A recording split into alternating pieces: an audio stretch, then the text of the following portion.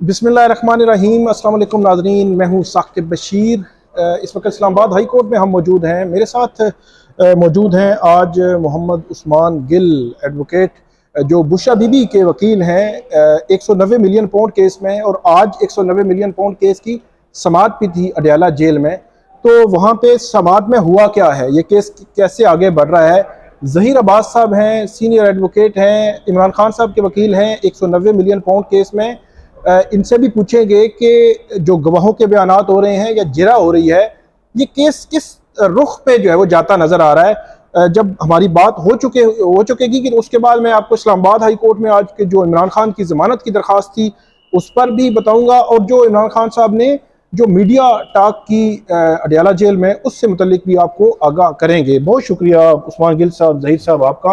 गिल साहब, आपसे शुरू करते हैं कि इमरान खान साहब का केस 190 मिलियन पाउंड केस, एक तासुर है कि जिस तरह की उनकी यहाँ पे अपीलें चल रही हैं, साइफर की भी है 190 मिलियन पाउंड केस में, आज फिर एडजर्न हो गया मामला, 6 मई तक चला गया। इद्दत वाले केस की कल समाअत है। तो एक तासुर है कि जिस नहज पे और जिस स्पीड के साथ ये अपीलें आगे बढ़ रही हैं, उसी से 190 मिलियन पाउंड केस के इधर से अगर जमानतें हुई, कोई रिलीफ मिला तो उस केस में भी आ सकती है, फैसला आ सकता है कुछ भी। तो क्या आप इस तासुर से एग्री करते हैं? वैसे हफ्ते में 2 दिन समातें हो रही हैं अडयाला जेल। ये इसमें ये तासुर बिल्कुल दुरुस्त है। जैसे आप आज भी आपने देखा कि 190 मिलियन पाउंड केस में इस्लामाबाद हाई कोर्ट में इमरान खान की बेल जो है वो फिक्स थी डिवीजन बेंच के सामने। उसमें पिछली तारीख पे भी जो प्रोसिक्यूटर साहब हैं वो पेश नहीं हुए थे, उन्होंने इल्तवा अदालत से मांगा था। ठीक है, और आज भी ऐसा ही है। जबकि जो ट्रायल कोर्ट्स हैं उनमें प्रोसिक्यूशन बहुत ज़्यादा एक्टिव है। प्रोसिक्यूशन स्पीड से केस चलाना चाहती है, और आज 10 बजे का टाइम मुकर्रर था अडयाला जेल में ट्रायल के लिए। ठीक, 11:15 बजे के करीब जज साहब अदालत में तशरीफ़ लाए और हमने एक तहरीरी दरख्वास्त अदालत को दी, हाई कोर्ट की कॉज लिस्ट लगा के और साथ अपने पावर ऑफ अटॉर्नी की कॉपी लगा के, ज़हीर अब्बास साहब की और मेरी, कि हमने 12:30 बजे इस्लामाबाद हाई कोर्ट में ये बेल अटेंड करनी है, हमारा ट्रेवल टाइम 1 घंटे का है, तो काइंडली आज केस की प्रोसीडिंग्स एडजर्न कर दी जाए। लेकिन जज साहब ने कहा कि ये पॉसिबल नहीं है मेरे लिए कि मैं ये प्रोसीडिंग्स एडजर्न कर रहा हूँ। अच्छा, जज साहब ने ये ओपन कोर्ट में फरमाया कि ये मुमकिन नहीं है कि मैं कहा जी, हमने गुजारिश की कि चूंकि वो डिवीजन बेंच हाई कोर्ट के सामने बेल पेंडिंग है और हमने अपने पावर ऑफ अटॉर्नी की कॉपी आपको प्रोवाइड, केस में है, इसी केस में। हाँ। तो जज साहब ने कहा जी नहीं, मैं आप अपनी मर्जी से जाना चाहते हैं कोर्ट प्रोसीडिंग छोड़ के तो आप चले जाएं, मैं बिल्कुल इसमें आपको इजाजत नहीं देता कि आप लोग यहाँ से हाई कोर्ट की प्रोसीडिंग अटेंड करने चले। अच्छा, मतलब ट्रायल कोर्ट छोड़ के हाई कोर्ट की प्रोसीडिंग। और वैसे उमूमी रवायत तो ये होती है कि हाई कोर्ट छोड़ के आप ट्रायल कोर्ट की प्रोसीडिंग जो है वो नहीं जाते होते, सुपीरियर कोर्ट्स का एक अपना डेकोरम है। तो यहाँ तो ट्रायल कोर्ट जी, जुडिशियल जो कंडक्ट है वो भी यही है, और जुडिशियल ऑफिसर का कंडक्ट भी यही होना चाहिए कि जब आपके पास सुपीरियर कोर्ट के केस की फिक्सेशन की इंफॉर्मेशन विद प्रूफ आ जाए तो फिर आपको केस को एडजर्न कर देना चाहिए। और जैसा कि आप देखते हैं कि हम जो वकला साहिबान हैं उनकी इंगेजमेंट्स बहुत सारी कोर्ट्स में होती हैं और कोर्ट हमें अकोमोडेट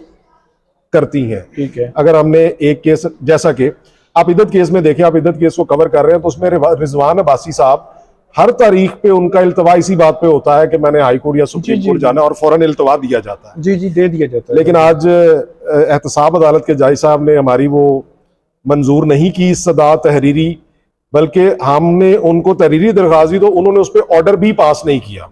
अच्छा, हमने कहा जी कम से कम हमारा ये रिकॉर्ड पे ले आए कि हम अदालत से इस्तदा कर रहे हैं कि इल्तवा दिया जाए ताकि हम हाई कोर्ट की प्रोसीडिंग्स अटेंड कर सके। उन्होंने उस पर ऑर्डर भी नहीं किया। ठीक है, और उन्होंने वो प्रोसीडिंग्स करवाई। आज प्रोसीडिंग हुई क्या है? आज ही उसमें 3 गवाहान के बयानात कलमबंद हुए, जिसमें फिर मजबूरन हमें, जैसा आपने देखा कि साइफर केस में, इद्दत में, तोशा खाना में, कोर्ट ऑर्डर शीट्स में हमारे एडवर्स कुछ चीजें आती हैं कि जी ये क्रॉस एग्जामिन नहीं कर रहे, ट्रायल को लिंगर ऑन कर रहे हैं। तो इस चीज को अवॉइड करने के लिए फिर हमने एक गवाह पे जिरा भी की, और अदालत ने हमें 1:15 बजे तक जो है वो मजबूर किया कि हम काम करें बजाय हाई कोर्ट का केस अटेंड करने। ठीक है, ज़हीर साहब आप बताइएगा कि जो प्रोसीडिंग्स हो रही हैं, इसमें कौन सी स्टेज ऐसी है आप समझते हैं कि केस आप जो है वो वहाँ पे अपनी फेवर में करने में कामयाब हो रहे हैं? सर मैं इस पे कर्ज करूँ कि आज तक प्रोसिक्यूशन के ना 16 विटनेसेस जो हैं वो हमने क्रॉस एग्जामिन किए हैं। ठीक है। और आउट ऑफ 16 जो है एक भी ऐसा विटनेस नहीं है जो प्रोसिक्यूशन के केस को सपोर्ट करता हो। ठीक। क्रॉस एग्जामिनेशन में हमने प्रोसिक्यूशन का केस जो है वो स्मैश कर दिया हो। ठीक। और इनका जो मेन एलिगेशन था कि खान साहब ने या इनके दौरे हुकूमत में जो पैसे आए हैं वो सुप्रीम कोर्ट के अकाउंट में आए हैं, जबकि वो स्टेट एक्सचेकर के अकाउंट में आने चाहिए थे। तो इस पर मैं गुजारिश करता चलूँ कि जो सुप्रीम कोर्ट के अकाउंट में पैसे आए हैं आज तक, जब तक वो पैसे पड़े रहे ना जी जी, दूसरा दौरे हुकूमत भी चेंज हुआ, किसी ने वो पैसे क्लेम नहीं किए कि ये पैसे हमारे बनते हैं आप हमें दें। ठीक है। आज तक किसी बंदे ने सुप्रीम कोर्ट को, गवर्नमेंट ने अप्रोच नहीं किया कि जनाब ये पैसे जो है वो आपके पास पड़े, वो हमारे बनते आप हमारे दें।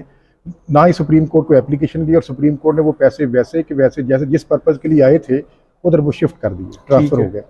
अब जो इनका एलिगेशन है कि पर्सनल गेन खान साहब ने या उनकी मिसेज ने लिया है, वो कहता है कि in the garb of the trust, meaning ये है कि ट्रस्ट चीज़ की वो घोस्ट है, किसी किस्म की वो चीज़ नहीं है। इनका अपना रिकॉर्ड है, इनका अपना रिकॉर्ड है कि जनाब वो जो सारे का सारा ट्रस्ट का जो डोनेशन आई है मलक रियाज से, बैरिया टाउन से, वो सारी की सारी यूटिलाइजेशन है और उसमें 1 रुपए की भी कोई किसी किस्म की एम्बेजलमेंट, मिस एप्रोप्रिएशन साबित करने में ये नाकाम रहे हैं। ठीक है। और जो नई अमेंडमेंट है, जो नैब ऑर्डिनेंस में नई अमेंडमेंट है, उसके मुताबिक जो है केस की एप्लीकेबिलिटी एनएओ की इस केस पे नहीं है। अच्छा, कत्तन इस केस पे उसकी एप्लीकेबिलिटी नहीं है, लेकिन ट्रायल फिर भी चल रहा है। नहीं, आपने कुछ सुपीरियर कोर्ट में ये पॉइंट उठाया है ये रिक्वेस्टमेंट के लिए? ये अभी हमने वो ट्रायल में वो चल रही हैं चीज़ें, क्योंकि जिस स्पीड से हमें चल रहे हैं जनाब, हमें तो लगता है जनाब ना कि शायद मई के मिड तक जाके इसका फैसला ही हो जाए, या मई का मिड भी मैं दूर कह रहा हूँ, शायद 10 मई तक इसका फैसला हो जाए। अच्छा, क्योंकि जितनी स्पीड, ये तो 59 इसमें गवाह है, 59 गवाह है, तो 20-22 हर दिन जनाब ना 6-7 और बुला लेते हैं, पहलों का मुकम्मल होता है जनाब, वो उनके खड़े होते हैं विटनेस। इतनी स्पीड से चल रहा है। आप देखें ना, अकाउंटेबिलिटी कोर्ट नंबर 1 के पास 3 दूसरी 2 अदालतों का एडिशनल चार्ज है। ठीक है। जिस स्पीड से वो हमें इंसाफ देने जा रहे हैं ना जी, उस स्पीड से दूसरे केसों में इंसाफ नहीं हो रहा। वहाँ पे हर केस में जनाब को महीने की डेट पड़ जाती है, 1.5 महीने की पड़ जाती है, लेकिन हमारे पता नहीं केस में ऐसी चीज़ क्या है कि वो कहते हैं कि इसको जल्द से जल्द हमने वाइंड अप करना है। ठीक है। अब प्रोसिक्यूशन का केस कुछ नहीं है, हमने तो इस पोजीशन में हैं जनाब इस वक्त के जनाब, केस जो प्रोसिक्यूशन का वो है नहीं कि इस पर कोई किसी किस्म की सजा जो हो सके, लेकिन देखते हैं फैसला क्या आता है जी। ये जो है एक चीज़ मैं आपको बताऊँ कि विटनेस जो करप्शन का एलिगेशन है ना जी, कहते हैं जी कि खान साहब ने या उनकी मिसेज ने ये 190 मिलियन जो उसकी लाइबिलिटी के अगेंस्ट शिफ्ट किया है ये सुप्रीम कोर्ट के अकाउंट में, उसके अगेंस्ट जो कंपनसेट हुए हैं, वो ट्रस्ट को जो ज़मीन मिली है या उसके सुपर स्ट्रक्चर पे जो पैसे आए हैं वो आए हैं। अब एक ये कैसी एक रिश्वत है कि वो जो देने वाला है ना डोनेशन, वो हमसे एक एक्नॉलेजमेंट लेता है अपने अमाउंट की, और उसको हम साइन करती हैं, बुशरा बीबी उस पर लिखता है कि जनाब ये जो मेन ट्रस्ट डीड के एम्स एंड ऑब्जेक्ट्स हैं, इसके मुताबिक ही ये पैसे की यूटिलाइजेशन होगी, और कभी भी ये पैसा जो है ट्रस्टी जो है अपने पर्सनल बेनिफिट के लिए इस्तेमाल नहीं करेगा, अपने बच्चों के लिए नहीं इस्तेमाल करेगा। और कभी अगर ये चीज़ें सारी की सारी जो उसकी डोनेशन से कंस्ट्रक्शन हुई है या जो कोई लाइब्रेरी है, जो भी सूरत हाल ऐसी है, तो कभी अगर ये ट्रस्ट को रिक्वायर्ड नहीं होगी तो ये इसी तरह की किसी ऑर्गेनाइजेशन को ट्रांसफर हो जाएंगी, ना कि खान साहब को या ना कि ट्रस्टीज को इसका कोई बेनिफिट। ठीक है। अब ये तो इनका अपना केस है। कभी रिश्वतों में ऐसा होता है कि रिश्वत देने वाला आपको प्रवान करे कि भाई आपने इससे कुछ जाती फायदा नहीं लेना, ये इनका केस है। अब चल रहा है, कैसे चल रहा है, किस स्पीड से चल रहा है, वो जनाब आप हमसे बेहतर जानते हैं। अच्छा उस्मान साहब, बाकी जो गवाह हैं उनमें से किसी एक गवाह का अभी रिसेंटली किसी पे जरा आपने की हो, जो इम्पोर्टेंट गवाह हो, ख़ास तौर पर एक बात के हवाले से मुझे बताइएगा कि सरदार लतीफ़ खोसा साहब ने बेल में ये एक आर्गूमेंट लिया था कि जो 190 मिलियन पाउंड 27 नवंबर को ट्रांसफ़र हुए हैं और 3 दिसंबर को अप्रूवल हुई है। ये जो पॉइंट है ये आपको कैसे फेवर करता है? मतलब यहाँ तो मतलब उन्होंने किया था कि ये जो इनका क्लेम है कि उसकी वजह से अमाउंट आई और इस तरह का, तो ये कैसे फेवर करता है? अच्छा, अब इसमें देखें, हमारा एक लीगल आर्गुमेंट है, ये प्रोसिक्यूशन का केस है कि ये जो डीड ऑफ कॉन्फिडेंशियलिटी है ये पहले साइन हुई और अप्रूवल बाद में हुई, जबकि deed of confidentiality is a different thing. वो सारे की सारी जितनी प्रोसीडिंग और एग्रीमेंट था, वो इवन जो कैबिनेट मीटिंग है उसके जो नोट पेश किया गया था उसमें भी ये वाज़ेह तौर पे लिखा गया है कि गवर्नमेंट ऑफ पाकिस्तान इसमें पार्टी नहीं है, ये मलिक रियाज फैमिली एंड एनसीए की आउट ऑफ कोर्ट सेटलमेंट है। अच्छा। और वो आउट ऑफ कोर्ट सेटलमेंट यही वजह है कि इस्तगासा आज तक वो अकाउंट फ्रीजिंग ऑर्डर और अकाउंट डी फ्रीजिंग ऑर्डर आज तक नहीं पेश करता, क्योंकि प्रोबेबली वो इनको फेवर नहीं करते। ठीक है। अब वहां जो अकाउंट फ्रीज हुए, इंग्लैंड की कोर्ट्स है, वहां डिस्पेंसेशन ऑफ जस्टिस होती है, मेरिट पे होती है, लॉ के मुताबिक होती है। तो जब तक आपको वो रूट नहीं मिलेगी कि ये अकाउंट फ्रीज होने की रीजन क्या थी और किस रीजन पे ये दोबारा कोर्ट ने डीफ्रीज किए, ठीक है, whether there was any element of criminality found और नॉट, ठीक है, ठीक है, तो वो तो एक out of court settlement NCA और मलिक रियाज फैमिली की थी, उसके बाद वो पैसे आ गए। ठीक है। इसका मैं थोड़ा सा बताऊं जी जी बिल्कुल। कि ये जो पैसे आते हैं ना पाकिस्तान में, ये डीड ऑफ कॉन्फिडेंशियलिटी ये हमारी कैबिनेट की अप्रूवल से पहले क्यों आते हैं जी, क्योंकि एनसीए का एग्रीमेंट होता है रियाज फैमिली के साथ। ठीक है, उस एग्रीमेंट में पाकिस्तानी गवर्नमेंट पार्टी नहीं है किसी भी सिनेरियो में। ठीक है, वो एग्रीमेंट सर वो पेश करते हैं जाके उस अदालत में। ठीक है, वो अदालत जब म्यूचुअल कंसेंट के साथ इनका agreement settlement out of court settlement को देखती है तो वो उसको अपलिफ्ट कर देती है। ठीक है, और फिर ये जो अकाउंट होल्डर्स हैं उनकी इंस्ट्रक्शन पे ये पैसे जो है वो पाकिस्तान के सुप्रीम कोर्ट के अकाउंट में आए हैं। ठीक है। तो इसमें जो नवंबर वाली जो बात करते हैं ना कि 29 नवंबर को जो पैसे आ गए थे हमारी इजाजत से पहले आ गए थे, वो तो इंग्लैंड की अदालत ने इजाजत दे दी पैसों को ट्रांसफर करने की, उसमें इनका कोई कंसर्न नहीं था। ये जो कॉन्फिडेंशियलिटी का जो एलिमेंट था ना जी, ये उनकी रिक्वायरमेंट थी जनाब ना कि इन दोनों पार्टियों के दरमियान जो एग्रीमेंट है इसको अपने कॉन्फिडेंशियलिटी में रखना है। तो वो इसलिए वो डीड ऑफ कॉन्फिडेंशियलिटी साइन हुई, वो साइन होती है 3 दिसंबर को।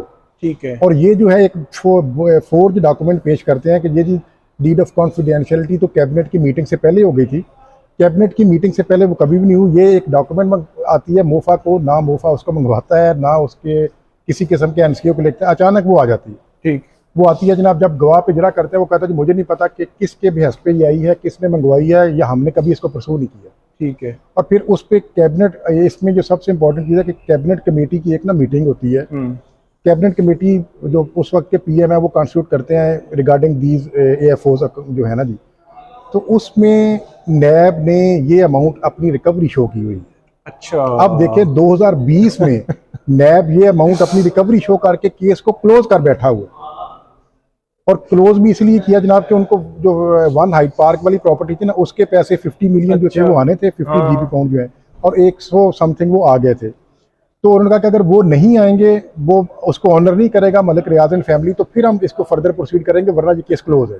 अच्छा। ये ईबीएम की एग्जीक्यूटिव बोर्ड मीटिंग की 2020 की 21/4/2020 का चेयरमैन नैब है, उसमें सारे वो उसके डायरेक्टर बैठे हैं, डिप्टी चेयरमैन नैब बैठा है, पीजीए बैठा है, उनकी अप्रूवल से ये केस जो है क्लोज हो जाता है। ठीक है। और ये कैसे कह सकते हैं कि नैब, वही नैब आज जो है वो कहता है कि मेरे इल्म में नहीं था जनाब, सारी की सारी चीजें तो नैब के इल्म में थी, और नैब इस केस को क्लोज करने वाला है। और नैब को पता था, उसमें लिखा हुआ है कि NAB is aware of the settlement between NCA and Malik Riaz. Okay. तो ये केस ये बना दिया जनाब ने, उसी नैब ने विदाउट किसी को रिस्पॉन्सिबल ठहराए, नैब में से जिन्होंने ये क्लोज किया केस, और ये केस बना दिया खान साहब पे विदाउट जो वेटिंग है। एमएलए है ना सर, एमएलए का रिकॉर्ड देखें ना आपने, एक बंदे को अंदर किया हुआ है और आपको पता नहीं है कि एनसीए के साथ या उस अदालत में जो इंग्लिस्तान की अदालत है उसमें हुआ क्या है। अब उसको या तो उसका वेट कर लेते, इतनी जल्दी थी जनाब वो टारगेट करने के लिए। ये केस जो है ये मुकम्मल किसी तरफ से भी नहीं है कि इस केस की बुनियाद पे जब तक कि वो डिसीजन ना आ जाए कि वो किसी किस्म का फैसला लेकर यहाँ पे चल रहा है, सिस्टम चलता जाएगा। अच्छा, आखिरी सवाल गिल साहब के आप ये बताइएगा कि आपको क्या लगता है कि मतलब ये ट्रायल को जल्दी कंक्लूड हो जाएगा? देखिए, क्या हो सकता है? इस्तगासा की और अदालत की तो मुकम्मल यही कोशिश है कि विद इन 1 वीक हो जाए, क्योंकि आज जब हमने अदालत से जब हमने इस्तदा की कि जी इसको रूटीन में जो आपकी कोर्ट की कॉज लिस्ट चलती है, डिफरेंट केसेस हैं, उसमें आप 1 माह से 1.5 माह 2 माह की तारीख देते हैं उसमें। उन्होंने कहा नहीं, इस केस में नहीं, इस केस में हम हफ्ते में 2 दिन काम करेंगे। नहीं, इस केस में मतलब क्यों नहीं, कोई खास वजह है या? अच्छा, ये तो अब अदालत बता सकती है कि इस केस में क्या खास वजह, हालांकि इस केस में तो कोई ऐसी वजह नहीं है, किसी हायर कोर्ट से कोई डायरेक्शन नहीं है, किसी नैब की सुपीरियर जो कोर्ट की सीनियर कोर्ट है उसकी तरफ से कोई डायरेक्शन नहीं है, लेकिन क्यों चल रहा है? जाहिर बात है कि ये आर्टिकल 4 की वायलेशन में चल रहा है और हमारी कानूनी टीम इस चीज़ को देख रही है। शायद हम आजकल में इसके ऊपर भी कोई अपनी पिटिशन फाइल करें। 17 अप्रैल के ऑर्डर को चैलेंज कर रहे हैं या? जी बिल्कुल हो रहा जी, वो दैट इज इन पाइपलाइन। ठीक है, बहुत शुक्रिया ज़हीर साहब आपका और उस्मान गिल साहब आपका, बड़ी तफसील के साथ बताया हमें कि क्या जो है वो इस केस में क्या होने जा रहा है, कब क्या हो सकता है। ख़ासतौर पर जो 17 अप्रैल का ऑर्डर है नाजरीन, वो आपको तफसील से मैं बता चुका हूँ कि वो मीडिया पे भी और इमरान खान पे, बुशरा बीबी पे, वकला पे, फैमिली पे जो वहाँ अडयाला जेल अदालत के अंदर बात करने, स्टेटमेंट्स देने, उस पर पाबंदी जो है, ये वो 17 अप्रैल का जो ऑर्डर है। सिर्फ आखिरी बात कि आज जो केस लगा हुआ था हाई कोर्ट में चीफ जस्टिस आमिर फारूक और जस्टिस तारिक महमूद जहांगीरी की अदालत में, जो जमानत है इमरान खान की, वो जमानत जो है वो लटक रही है। पिछले 2-2.5 माह से देख रहे हैं कि वो चली जा रही है। पहले कोई मेंटेनेबिलिटी टाइप का कोई ऑब्जेक्शन था, वो हुआ, फिर जो है वो अभी तक आर्गूमेंट्स नहीं आए नैब के प्रोसिक्यूटर के। पिछली समात पे भी नहीं थे अमजद परवेज साहब और आज भी जो है वो नहीं आए। और ये बताया गया अदालत को कि 10 समातें हो चुकी हैं और अभी तक जो है वो ये मामला आगे नहीं बढ़ा। और ये भी बताया सलमान सफदर साहब ने कि जो एक्सीलेटर पे पैर रखा हुआ है, जो ट्रायल चल रहा है, और दूसरी तरफ ये यहाँ पे एडजर्नमेंट्स ले रहे हैं, तो ये एक उन्होंने बताने की कोशिश की बज़ाहिर अदालत को। लेकिन देखते हैं कि जो जिस तरह इस्लामाबाद हाई कोर्ट या सेशन कोर्ट में जिस तरह केसेस चल रहे हैं और यहाँ पे रिलीफ मिलने के इम्कानात भी हैं, दूसरी तरफ अडयाला जेल वाला जो केस है, क्या ये इकट्ठे ही कहीं रुकेंगे जाके या कोई आगे पीछे भी हो सकते हैं। बहुत शुक्रिया गिल साहब, सईद साहब आपका। तो नाज़रीन, आपको अपडेट करते रहेंगे, आइंदा भी आप हमें फीडबैक दीजिएगा। अल्लाह हाफिज़।